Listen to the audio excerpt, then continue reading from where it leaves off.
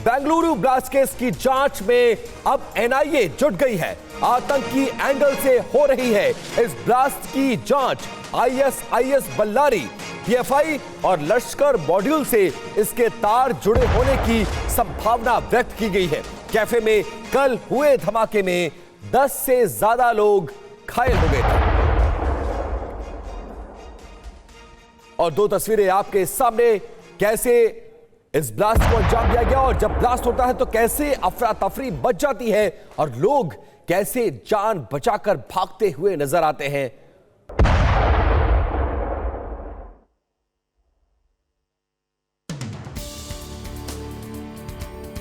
तस्वीरें बेंगलुरु के रामेश्वरम कैफे की हैं, जहां शुक्रवार दोपहर करीब 1 बजे बम विस्फोट हुआ।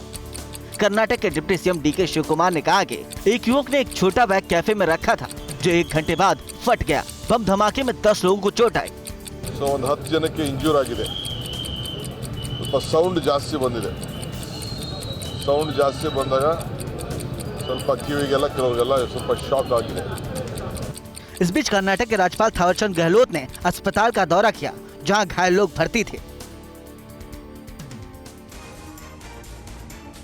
और बेंगलुरु के रामेश्वरम कैफे में ब्लास्ट के 2 सीसीटीवी वीडियो सामने आए हैं, जिसमें कई खुलासे होने के दावे किए जा रहे हैं।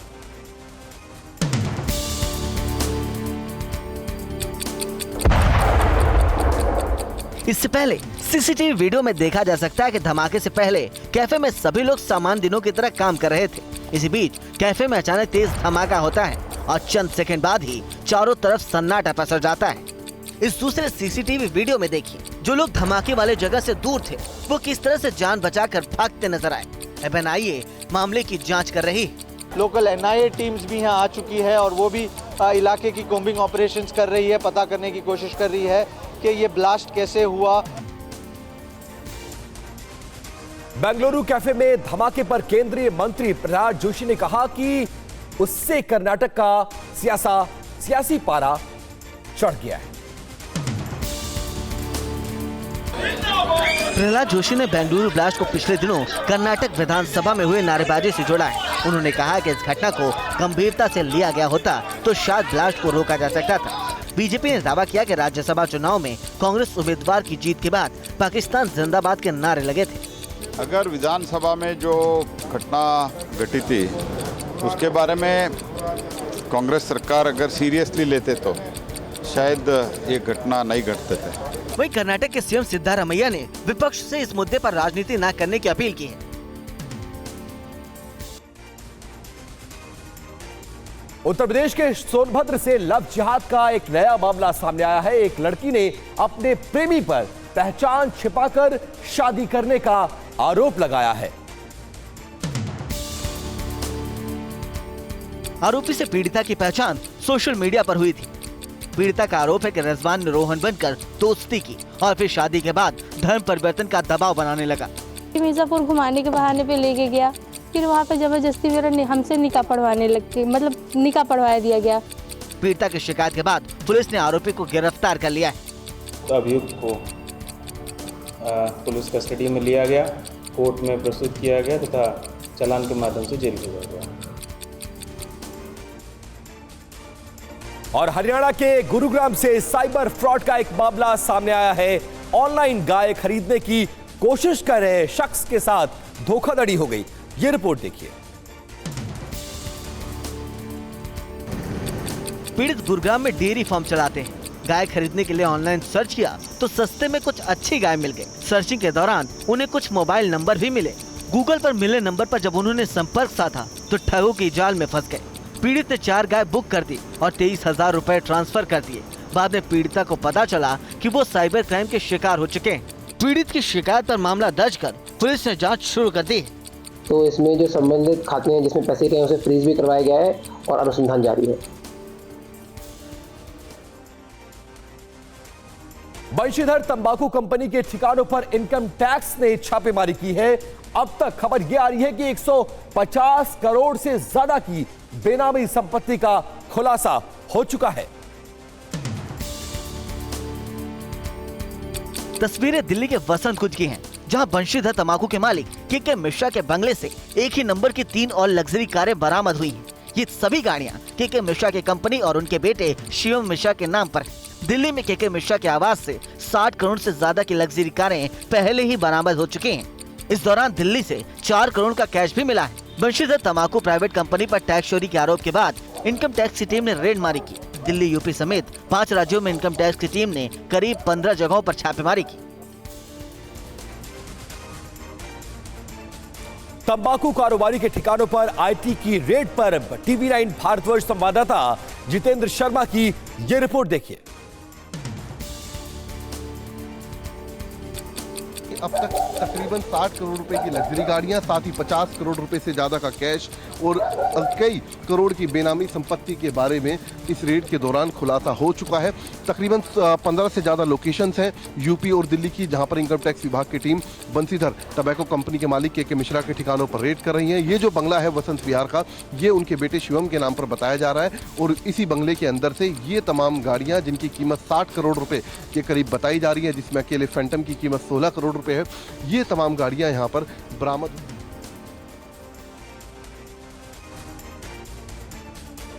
प्रधानमंत्री मोदी के बंगाल दौरे का आज दूसरा दिन है। क्या है पीएम मोदी का आज का कार्यक्रम, इस रिपोर्ट में आपको दिखाते हैं।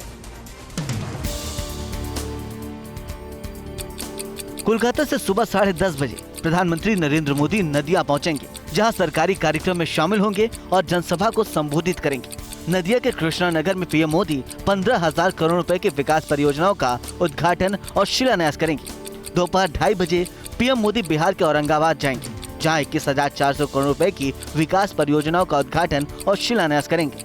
शाम 5:15 बजे पीएम मोदी बेगूसराय पहुंचेंगे, जहां एक साथ तेल और गैस क्षेत्र में कई परियोजनाओं का उद्घाटन करेंगे। प्रधानमंत्री नरेंद्र मोदी बीती रात कोलकाता के राजभवन में रुके थे। बंगाल की मुख्यमंत्री ममता बनर्जी ने राजभवन पहुंचकर प्रधानमंत्री नरेंद्र मोदी से मुलाकात की। बंगाल दौरे पर पहुंचे प्रधानमंत्री मोदी जब रात्रि विश्राम के लिए राजभवन पहुंचे, तो मुख्यमंत्री ममता बनर्जी भी उनसे मिलने जा पहुंची। प्रधानमंत्री के राजभवन पहुंचने के तुरंत बाद ममता बनर्जी का काफिला गवर्नर हाउस में दाखिल हो। दोनों नेताओं के बीच करीब 20 मिनट तक बैठक चली। ये मुलाकात ऐसे समय पर हुई जब संदेश खाली का मुद्दा गरमाया हुआ है। बैठक के बाद राजभवन के बाहर निकली ममता बनर्जी ने इसे प्रोटोकॉल के तहत शिष्टाचार मुलाकात बताया। This is a protocol meeting and courtesy meeting. Here I am not going to discuss any political things. संदेश खाली हिंसा मामले में पीएम मोदी ने टीएमसी और कांग्रेस दोनों पर जमकर हमला किया। पीएम मोदी ने कांग्रेस अध्यक्ष के एक बयान पर पलटवार किया, जो उन्होंने TV9 भारतवर्ष के सत्ता सम्मेलन में दिया था। पश्चिम बंगाल पहुंचे पीएम मोदी ने संदेश खाली पर मल्लिकार्जुन खड़गे के बयान को बंगाल का अपमान बताया। कांग्रेस के राष्ट्रीय अध्यक्ष कहते हैं, अरे छोड़ो, बंगाल में तो ये सब कुछ चलता रहता है। क्या ये बंगाल का अपमान है कि नहीं है? दरअसल पीएम मोदी का ये बयान मल्लिकार्जुन खड़गे के उस बयान का जवाब था, जो उन्होंने TV9 के सत्ता सम्मेलन में संदेश खाली पर दिया। देखो, वहां पर हमेशा ये चलते रहता है। लोकसभा चुनाव से पहले बिहार में सियासी उठापटक जारी है। महागठबंधन के विधायक एनडीए में लगातार शामिल हो रहे हैं। बिहार में कांग्रेस की एक और विधायक नीतू सिंह ने पाला बदलने के अब संकेत देने शुरू कर दिए हैं।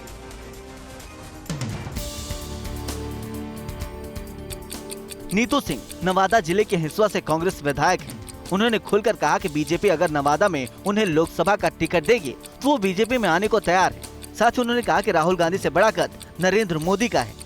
जब यहाँ के बड़े बड़े नेता जब पाला बदल लेते हैं तो हम छोटा लोग भी समय आएगा तो कुछ अभी नरेंद्र मोदी जी प्रधानमंत्री हैं तो वो तो राहुल जी से बड़ा है ही है। एनडीए से हो चाहे इंडिया से हो, जो पार्टी हमको टिकट देगी उसका मैं समर्थन करूँ। वहीं कांग्रेस नेता राहुल गांधी की भारत जोड़ो न्याय यात्रा मध्य प्रदेश में शामिल होगी। अगले 5 दिनों तक न्याय यात्रा मध्य प्रदेश में रहेगी। 5 दिन के ब्रेक के बाद आज मध्य प्रदेश के मुरैना से राहुल गांधी की न्याय यात्रा दोपहर 1:30 बजे शुरू होगी। आज शुरू होकर 6 मार्च तक एमपी के ग्वालियर, चंबल और मालवा संभाग को राहुल न्याय यात्रा के जरिए कवर करेंगे। आज पहले दिन मुरैना और ग्वालियर में राहुल गांधी का रोड शो होगा। ग्वालियर में राहुल गांधी एक जनसभा को संबोधित करेंगे। मध्य प्रदेश की न्याय यात्रा के जरिए 7 लोकसभा और 54 विधानसभा सीटों को साधने की कोशिश की जाएगी। 6 मार्च की शाम रतलाम से राजस्थान के बांसवाड़ा की तरफ यात्रा रवाना हो जाएगी। और अब बात डिनर डिप्लोमेसी की। महाराष्ट्र के मुख्यमंत्री एकनाथ शिंदे ने शरद पवार के डिनर में जाने से साफ तौर पर इनकार कर दिया है। क्या है वजह, इस रिपोर्ट में दिखाते हैं।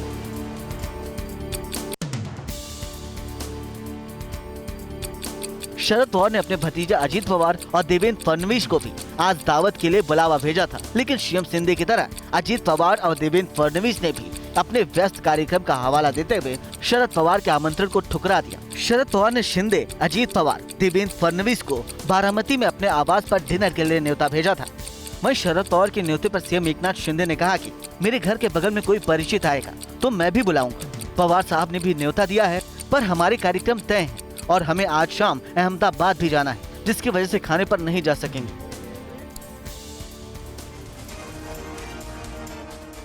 कल बिहार में महागठबंधन की जन विश्वास महारैली होने जा रही है, जिसमें शामिल होने के लिए लालू यादव ने आरजेडी कार्यकर्ताओं से पटना पहुंचने की अपील की है। जन विश्वास महारैली रविवार को पटना के गांधी मैदान में होगी। लोकसभा चुनाव से पहले जन विश्वास महारैली के जरिए बिहार में महागठबंधन अपना दमखम दिखाने के लिए तैयार है। इस रैली में ज्यादा से ज्यादा भीड़ जुटाने की कोशिश की जा रही है। ऐतिहासिक रैली होगी, हम लोग का ऐतिहासिक रैली होगी। आप देखते रह जाइएगा कितने लोग आ रहे हैं, और जिधर जाइएगा उधर हुजूम बनेगा रहेगा, पूरा पटना भरा रहेगा। इससे पहले तेजस्वी यादव ने बिहार में अपनी जन विश्वास यात्रा के जरिए अपनी पार्टी के जनाधार को साधने की कोशिश की थी। वहीं मणिपुर में एक बार फिर से एनआरसी लागू करने की मांग उठने लगी है। राज्य विधानसभा ने प्रस्ताव पारित करके केंद्र सरकार से राज्य में एनआरसी लागू करने की मांग की है। मणिपुर सरकार का कहना है कि पहाड़ी इलाके में बेतहाशा आबादी बढ़ रही है। बीते कुछ सालों में घाटियों की आबादी भी तेजी से बढ़ी है, इसलिए राज्य में एनआरसी को लागू करना जरूरी है। ये पहला मौका नहीं है जब मणिपुर सरकार ने राज्य में एनआरसी लागू करने की मांग की। इससे पहले अगस्त 2022 में भी मणिपुर के विधानसभा में इसी तरह का प्रस्ताव पारित हुआ था, जिसमें दावा किया गया था कि राज्य में 1991 और 2001 के बीच जनसंख्या वृद्धि दर 153% से ज्यादा ही रही थी। और छत्तीसगढ़ के बीजापुर में नक्सलियों ने एक बड़ी वारदात को अंजाम दिया है। नक्सलियों ने धारदार हथियार से बीजेपी के एक नेता की हत्या कर दी। रिपोर्ट देखिए। बीजेपी के जनपद सदस्य और सहकारिता प्रकोष्ठ समिति के संयोजक तिरुपति कटला एक शादी समारोह में हिस्सा लेने तोयरनार गए थे। शादी समारोह से निकलते वक्त नक्सलियों ने अचानक उन पर हमला कर दिया। जानकारी के मुताबिक तिरुपति कटला पर हमला रात करीब 9 बजे हुआ। ग्रामीण वेशभूषा में आए नक्सलियों ने चाकू से उनके गर्दन और सीने पर वार किया। जब तक लोग कुछ समझ पाते, नक्सली वारदात को अंजाम देकर वहां से भाग गए। आसपास मौजूद लोग उन्हें उठाकर अस्पताल ले गए, जहां इलाज के दौरान उनकी मौत हो गई। तिरुपति कटला की हत्या के बाद इलाके में दहशत का माहौल है। और दिल्ली के शाहदरा इलाके में पिटबुल के आतंक से दहशत है। यहां पर पिटबुल डॉग ने 7 साल की एक लड़की को बुरी तरह से घायल कर दिया। रिपोर्ट देखिए। पीड़ित बच्ची अपने घर के बाहर खेल रही थी, तभी पड़ोसी का पिटबुल डॉग उस पर हमला कर दिया। कुत्ते ने बच्ची को अपने जबड़े में पकड़ लिया। काफी मशक्कत के बाद बच्ची को छुड़ाया गया, लेकिन तब तक बच्ची लहूलुहान हो चुकी थी। पुलिस ने कुत्ते के मालिक के खिलाफ मुकदमा दर्ज कर उसे हिरासत में ले लिया है। बच्ची के रिश्तेदारों का कहना है कि पिटबुल पहले भी कुछ लोगों पर हमला कर चुका है। चाहते हैं भाई अच्छा है इनका कुत्ता यहाँ नहीं रहे, अरे भाई यहाँ अगर रहेगा तो ये छोटे छोटे बच्चे फिर किसी को काटेगा, और एक को नहीं काटा बहुत को काटा है। और जयपुर में व्यापारी से लूट की सनसनीखेज वारदात सामने आई है। लुटेरों ने आंखों में मिर्च डालकर व्यापारी से 33 लाख रुपए लूट लिए। सीसीटीवी फुटेज में दिख रहे व्यापारी ने अपने कंधे पर एक बैग टांग रखा था और एक कार की तरफ जा रहा है। वीडियो में एक शख्स भी उसके पीछे आता दिख रहा है। जैसे ही पीड़ित व्यापारी कार में बैठने जा रहा था, लुटेरे ने उसे धक्का दिया और रुपए से भरा बैग छीनकर फरार हो गया। पीड़ित व्यापारी का नाम गर्भ खंडेलवाल है और वह मेटल फैक्ट्री चलाते हैं। लूट की सूचना मिलते ही पुलिस ने पूरे इलाके में नाकाबंदी कर दी, लेकिन लुटेरों का कोई सुराग नहीं मिला। पुलिस वारदात स्थल के आसपास लगे सीसीटीवी कैमरे को खंगाल रही है ताकि लुटेरों से जुड़े कुछ सुराग हाथ लग पाए। और अब बात करते हैं भारतीय नौसेना को मिलने जा रहे ऐसे हथियार की जिससे नौसेना की ताकत कई गुना बढ़ जाएगी। MH-60R हेलीकॉप्टरों को भारतीय नौसेना में 6 मार्च को शामिल किया जाएगा। इस हेलीकॉप्टर के आने से समंदर की सरहदों की सुरक्षा पहले से भी ज्यादा चुस्त हो जाएगी, क्योंकि समंदर की निगरानी में इस हेलीकॉप्टर का कोई मुकाबला नहीं है। ये हेलीकॉप्टर बनाया गया है कि ये एक से ज्यादा मिशन परफॉर्म कर सके। इसमें बहुत सी मॉड्यूलरिटी है, हम अलग अलग मिशन के हिसाब से इसे तैयार कर सकते हैं। Anti surface warfare, anti submarine warfare, search and rescue और हर तरीके के मिशन को ये अंजाम देने में सक्षम है। और आरएसएस के सरकार्यवाह दत्तात्रेय होसबोले ने राष्ट्रीय स्वयंसेवक संघ के संस्थापक डॉक्टर केशव बलिराम हेडगेवार के जीवन पर लिखी किताब man of the millennia doctor Hedgewar का विमोचन किया। किताब का विमोचन संसद भवन के जीएमसी बॉलियोक ऑडिटोरियम में हुआ। कार्यक्रम में आंध्र प्रदेश के राज्यपाल एस अब्दुल नजीर मुख्य अतिथि थे। आरएसएस के सहकार्यवाह दत्तात्रेय होसबोले मुख्य वक्ता थे। उन्होंने कहा कि आरएसएस को समझने के लिए दिमाग से ज्यादा दिल की जरूरत है। संघ के समझने के लिए दिमाग तो चाहिए, लेकिन दिल ज्यादा चाहिए,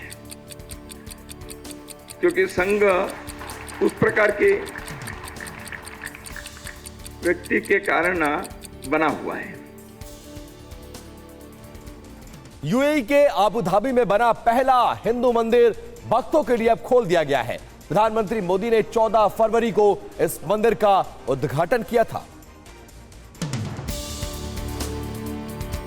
14 फरवरी को उद्घाटन के बाद से 29 फरवरी तक पहले से पंजीकृत करा चुके वीवीआईपी और विदेशी श्रद्धालुओं को ही मंदिर में दर्शन की अनुमति दी गई है। 1 मार्च से मंदिर को आम लोगों के लिए खोल दिया गया। मंदिर में सुबह 9 बजे से रात 8 बजे तक दर्शन किया जा सकेगा। इतना अद्भुत, अद्वितीय, अकल्पनीय, जिसकी हम कल्पना भी नहीं कर सकते और मेरे पास शब्द भी नहीं है एक्सप्लेन करने के लिए कि इतना सुंदर नक्काशी इसमें की गई है। मैं यहाँ आके ऐसा मतलब कि खुश नसीब हूँ, भाग्यशाली हूँ कि यहाँ आज मुझे मेरे रब दर्शन हो गए। बात कश्मीर की, जहां पर घाटी में कई इलाकों में भारी बर्फबारी का जो दौर है वो लगातार जारी है। इस बर्फबारी के बीच मौसम विभाग ने एवलांच की भी चेतावनी जारी की है। तस्वीरें कश्मीर के सोनमर्ग की हैं, जहां पिछले 2 दिनों से बर्फबारी का दौर जारी है। भारी बर्फबारी के चलते पारा माइनस में पहुंच चुका है। गुलमर्ग की पूरी वादी भी इन दिनों बर्फ से ढकी हुई है। बर्फबारी का दौर थमने का नाम नहीं ले रहा है। अगले 3 दिनों तक बर्फबारी से राहत की उम्मीद नहीं है। बर्फबारी की वजह से सड़कों पर आवाजाही थम चुकी है। बर्फबारी के बीच मौसम विभाग ने कई जगहों पर एवलांच का खतरा जताया है। बांगीपोरा, गांदरबल, कुपवाड़ा, बारामूला, डोडा, किश्तवाड़, पुंछ में अगले 24 घंटे में एवलांच हो सकता है। ऐसे में लोगों से संवेदनशील जगहों से दूर रहने की अपील की गई है।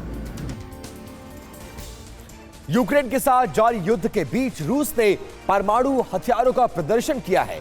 रूस ने यार्स ICBM का परीक्षण कर अपनी ताकत दुनिया को दिखाई है। रूस ने जिस यार्स मिसाइल का परीक्षण किया वो परमाणु वॉरहेड से लैस थे। रूस के इस कदम को नाटो की चेतावनी के तौर पर देखा जा रहा है। परीक्षण के 1 दिन पहले ही रूस ने नाटो को धमकी दी थी। दरअसल नाटो ने यूक्रेन को सेना भेजने की बात कही थी, जिस पर रूस ने परमाणु युद्ध की चेतावनी दी थी। हालांकि रूस का कहना है कि इस परीक्षण का उद्देश्य आधुनिक मिसाइल प्रणाली को सामरिक और तकनीकी तौर पर मजबूत करना है।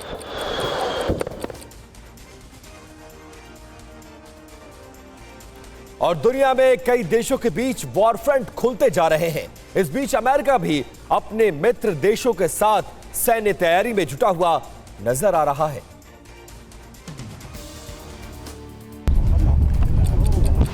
तस्वीरें कोबरा गोल्ड सैन्य अभ्यास की हैं, जिसमें अमेरिका, थाईलैंड, दक्षिण कोरिया समेत 27 देशों ने हिस्सा लिया। हर साल आयोजित होने वाले इस सैन्य अभ्यास को एशिया प्रशांत क्षेत्र का सबसे बड़ा सैन्य अभ्यास कहा जाता है। नॉर्थ कोरिया से बढ़ते खतरे के बीच कोबरा सैन्य अभ्यास इस बार कई हाईटेक हथियारों से अभ्यास की बात कही जा रही है। अमेरिका की धमकियों के बावजूद नॉर्थ कोरिया न्यूक्लियर तैयारी में जुटा है, जिसकी वजह से दुनिया भर में न्यूक्लियर वॉर छिड़ने का भी खतरा बना हुआ है। और रूस यूक्रेन जंग के कई खौफनाक वीडियो सामने आए हैं। यूक्रेन ने रूसी फोर्स पर एक साथ कई हवाई हमले किए और उससे भारी नुकसान पहुंचाने का दावा भी किया है। गाजा में इजरायल फोर्स की बमबारी जारी है। वीडियो गाजा पट्टी में खान यूनिस इलाके का है, जहां आईडीएफ के हमले का ये नया वीडियो सामने आया है। तस्वीरों में आईडीएफ का जवान खंडहर इमारतों में हमास लड़ाकों को ढूंढता नजर आया। इस बीच उन्होंने हमास टैंकों और दूसरे हथियारों को भी तबाह कर दिया। ये दूसरा वीडियो भी गाजा पट्टी का ही है, जहां जॉर्डन के विमान पैराशूट के जरिए राहत सामग्री गिराते दिखे। इन पैराशूट्स में खाने पीने का सामान था। इन राहत सामग्री को लेने के लिए लोगों की भीड़ इधर उधर भागती नजर आई। और मौत के करीब 15 दिन बाद रूसी नेता एलेक्सी नेवलेनी का अंतिम संस्कार कर दिया गया। समर्थकों ने उन्हें नम आंखों से विदाई भी दी। तस्वीरें रूस की राजधानी मॉस्को की है। एलेक्सी नेवलेनी को श्रद्धांजलि देने के लिए जन सैलाब उमड़ पड़ा। जैसे उनके ताबूत के शव वाहन से उतार कर चर्च के अंदर ले जाया गया। बाहर इंतजार कर रही भीड़ सम्मान में तालियां बजाकर नेवलेनी चिल्लाने लगी। नेवलेनी के पार्थिव शरीर को मॉस्को के मेरिनो स्थित एक कब्रिस्तान में दफनाया गया। इस दौरान भारी संख्या में पुलिस फोर्स भी तैनात थी। क्रेमलिन के चेतावनी के बावजूद भी नेवलेनी के अंतिम संस्कार में हजारों लोग शामिल हुए और उन्हें श्रद्धांजलि अर्पित की।